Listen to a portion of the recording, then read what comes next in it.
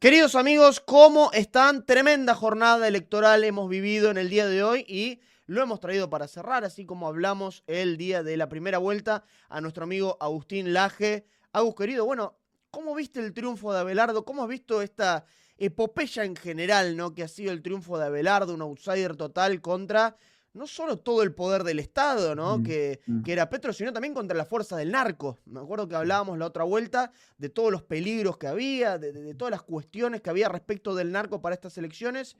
¿Cómo has visto el triunfo de Abelardo? Y bueno, después quiero hablar con vos de cómo se está tomando los resultados Petro.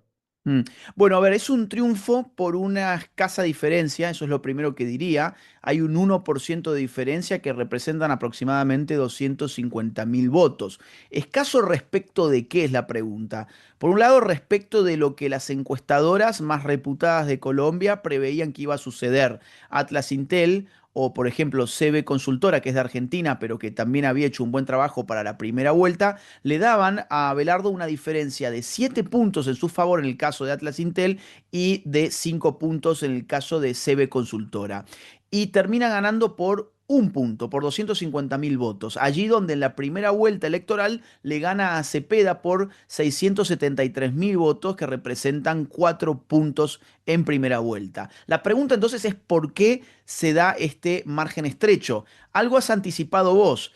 Los grupos armados generan una gran presión en algo que se llama voto fusil en Colombia, sobre todo en regiones como el Cauca y otros lugares donde la guerrilla controla determinados poblados y los controla de manera absoluta con el poder de las armas y amenazan de muerte a los pobladores de que si se llegan a enterar de que el pueblo vota por Abelardo, van a hacer masacres en el pueblo. Entonces la gente totalmente aterrorizada termina torciendo su voto en favor de la voluntad de los guerrilleros que controlan esos pueblos. Por otro lado, la maquinaria estatal de Petro puso una fortuna de dinero para comprar votos en la costa. Por eso hay un repunte del candidato de Petro en la costa. Esto ya se venía denunciando desde hacía rato. Compra de voluntades en la costa y en otras zonas donde el petrismo desembolsó muchísimo dinero. Esas causas le han servido a Cepeda para recortar la diferencia y para permitirle a Petro llevar adelante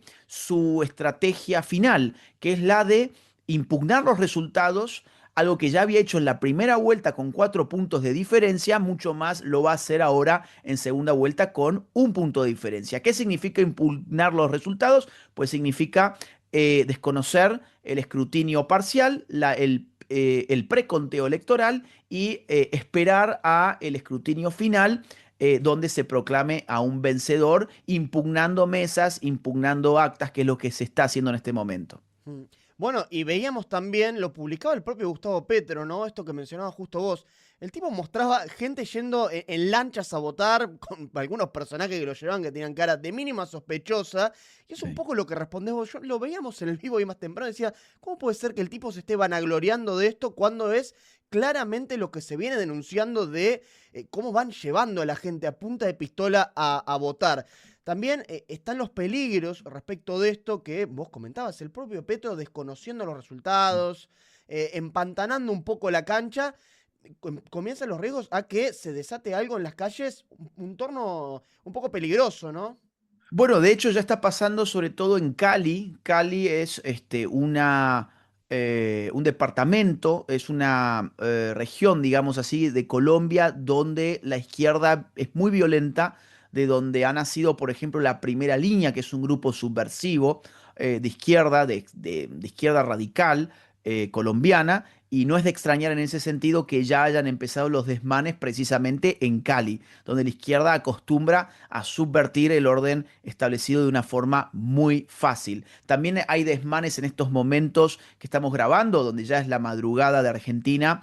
Y la medianoche de Colombia, ya hay también desmanes en ciertas zonas de Bogotá, y yo preveo, anticipo que en las próximas horas en distintos lugares de Colombia la violencia se va a multiplicar, los grupos armados van a hacer lo posible para generar el caos, porque esto hay que tenerlo muy claro. La victoria de Abelardo significa el fin del crimen organizado en Colombia. Abelardo, a diferencia de lo que le tocó a Uribe en su momento cuando intentó combatir a la FARC, que tenía a un Hugo Chávez que protegía a la FARC, tenía un Rafael Correa que desde el Ecuador también protegía a la FARC. Ahora Abelardo tiene un régimen chavista en plena decadencia manejado desde la Casa Blanca. Tiene además un Donald Trump desde la Casa Blanca que va a tener muchísimo interés en destrozar el narco y la guerrilla colombiana. Y tiene en el Ecuador a Noboa, a un socio que también tiene el interés de desmantelar al crimen organizado que el propio Ecuador también padece. Entonces, en síntesis, el contexto regional es favorable para que el narco y la guerrilla colombiana, el crimen organizado en Colombia, sea aplastado rápidamente. Por eso tanto Petro, que es un ex guerrillero, como Cepeda, que es un socio de los terroristas, como el narco colombiano y los grupos guerrilleros, se están jugando absolutamente todo. Por el lado de Petro va a tratar de pudrirla, como ya hemos conversado, va a tratar de negar el resultado electoral, va a hacer lo posible para cuestionar. Llegó a decir una estupidez como que Israel había hackeado el sistema de Colombia, que solo había una nación que podía hackearles y que esa nación era Israel y que Israel se había inventado este resultado. Seguramente dirá que también fue intervención externa de los Estados Unidos. Va a decir todo lo que puede decir para darle la sensación a una parte muy importante del pueblo colombiano de que tiene que salir a las calles a destrozarlo todo. Yo creo que se vienen horas oscuras para Colombia, lamentablemente, ojalá me equivoque, pero esto fue preanunciado a su vez por el propio petrismo. Por ejemplo, Benedetti, por ejemplo, Carrillo, por ejemplo, Gustavo Bolívar, anticiparon que si no ganaba Cepeda iban a ver surgir un estallido social en Colombia. Y creo que eso es lo que se va a poner a marcha a continuación cuando el escrutinio final termine dándole la victoria definitiva a Abelardo de la Espriella. Claro, bueno, y en este contexto donde todavía Abelardo, si bien es presidente electo y ha ganado y todo el mundo lo ha felicitado, todavía Petro sigue ejerciendo la presidencia, por lo Mm. cual las Fuerzas Armadas va a haber que estar muy atentos a ver qué hacen, si terminan respondiendo a Petro. Abelardo mismo ha hecho un llamado a, bueno, defiendan la democracia colombiana, que no se dejen llevar Mm. puestos por Petro y por las órdenes de un tipo que está claramente desesperado. Va a haber que estar muy atentos, ¿no? A qué sucede con las Fuerzas Armadas, porque Abelardo ya ha dado un mensaje bastante claro respecto de eso, pero Petro sigue siendo el presidente en funciones.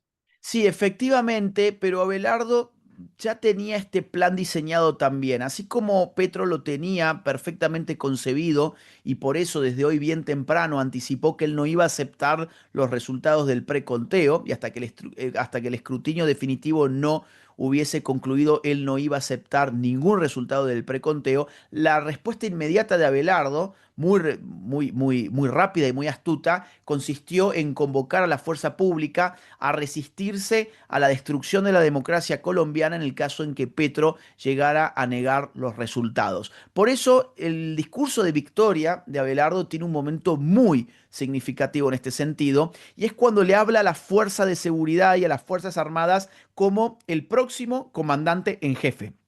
Él ya se declara vencedor de estas elecciones, él ya les dice a los policías y a los militares, yo soy su próximo comandante en jefe, yo tengo una voz de autoridad por tal motivo sobre ustedes y mi comando, mi orden consiste en que ustedes tienen que defender a la democracia allí donde el gobierno de Gustavo Petro, que continúa en el gobierno como bien decís, pero es un gobierno saliente, puede pretender modificar los resultados de la elección o desconocerlos de plano. Y en ese caso convoca a las fuerzas de seguridad y a las Fuerzas Armadas a tomar medidas urgentes. Y les promete además, en la entrevista que le dio ayer a Vicky Dávila, ayer por la noche, Revista Semana, les promete a las Fuerzas Armadas y de Seguridad de que si Petro los llegara a correr, él apenas asuma el poder los va a reintegrar a las fuerzas con honores. Es decir, le está quitando el miedo, algo que vos bien señalás, que Gustavo Petro sigue gobernando y por lo tanto tiene poder de decisión y por lo tanto puede hacerle mucho daño todavía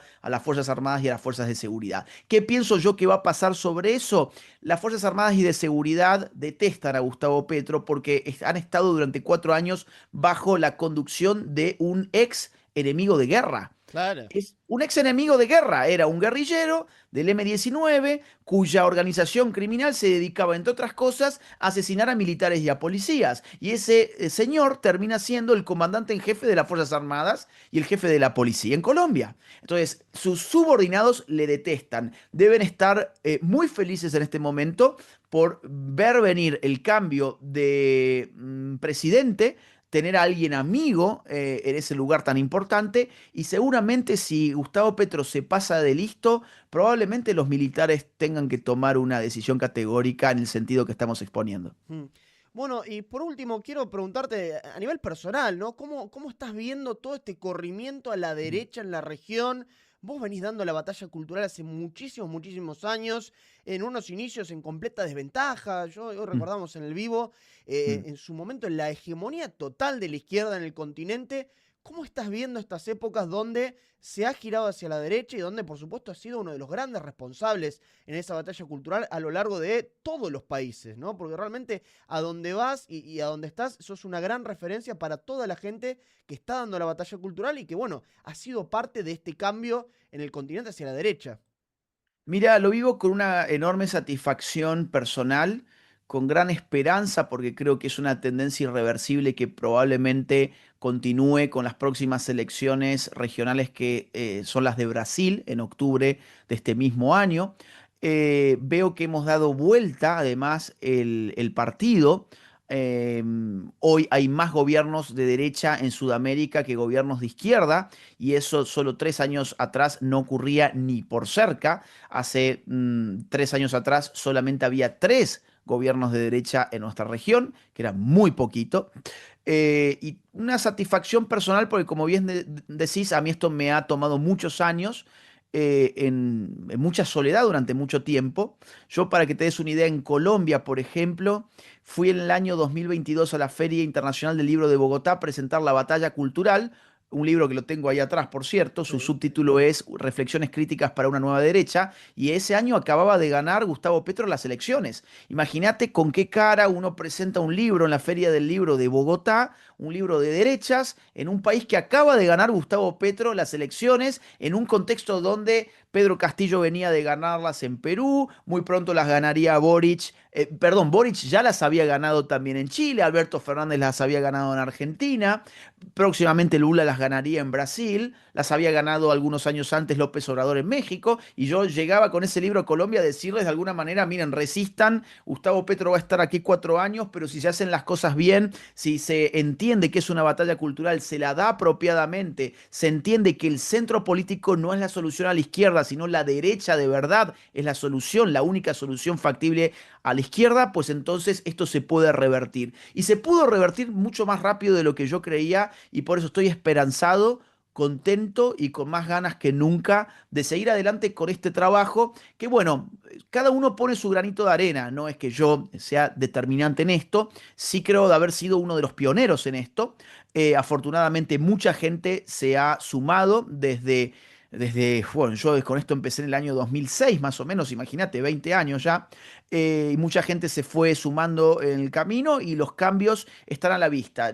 Yo creo que nosotros somos, Mariano, personas que vamos tirando semillas por la vida. Tiramos semillas en cada lugar por el que pasamos, y a veces las semillas crecen, a veces nos crecen, a veces crecen más rápido y a veces más lento. Afortunadamente llegó un momento para cosechar triunfos, y eso llena el alma y nos llena también de ganas de seguir adelante. Mm. Bueno, Gus, un placer como siempre, no te molesto más, son como las 2 de la mañana acá en Argentina. Los invitamos a todos a suscribirse al canal de Agustín Laje, si es que no están suscritos ya por alguna razón de la vida. Los invitamos a suscribirse aquí, por supuesto, a Breakpoint también, que vamos a estar cubriendo todo lo que se venga, porque coincido con vos, Agustín, que pueden llegar a ser horas muy complejas en Colombia. Petro no se ha dado por vencido, por lo cual estaremos siguiendo muy, pero muy de cerca todo lo que vaya sucediendo, y les pedimos encarecidamente sus me gusta y sus comentarios porque, bueno, estamos en épocas de mundial y hoy en día lo único que está a la baja, pues está todo el mundo con todo, pero lo único que está a la baja es el análisis político y las noticias políticas, así que los invitamos a dar un refuerzo ahí y a seguir bancándonos, que estamos aquí en este contexto donde, bueno, por supuesto que todo el mundo tiene los ojos puestos en el mundial, pero nosotros seguimos aquí haciendo nuestros videos, así que los invitamos a acompañarnos. Agus, querido, bueno, un placer como siempre, nos estaremos viendo pronto por aquí, por Buenos Aires. Gracias, Mariano, querido. Un fuerte abrazo, saludos a la audiencia y suscríbanse a ambos canales.